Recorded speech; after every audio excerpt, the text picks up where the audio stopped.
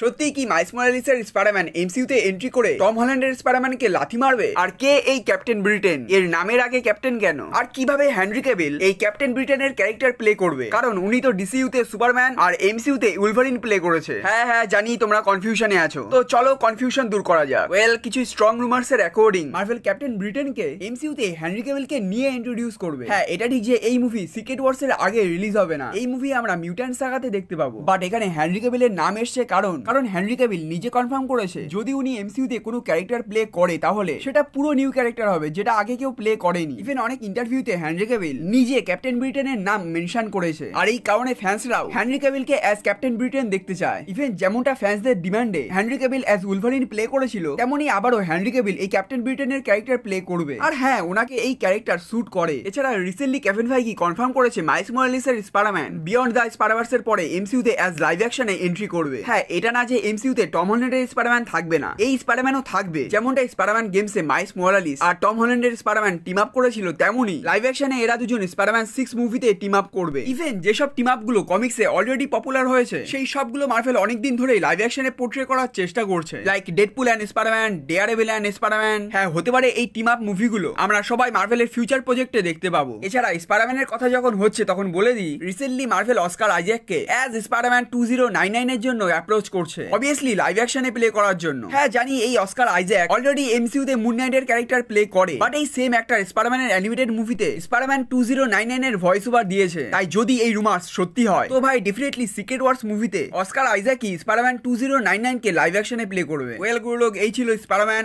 আর Henry Cavill as captain ব্রিটেনের কিছু details. তাই ভিডিও যদি পছন্দ হয় লাইক করো, বন্ধুদের মধ্যে শেয়ার করো, আর হ্যাঁ সাবস্ক্রাইব করতে একদমই ভুলো না। আর হ্যাঁ, তোমাদের ওপিনিয়ন্স গুলো আমাকে কমেন্টে শেয়ার করতে পারো।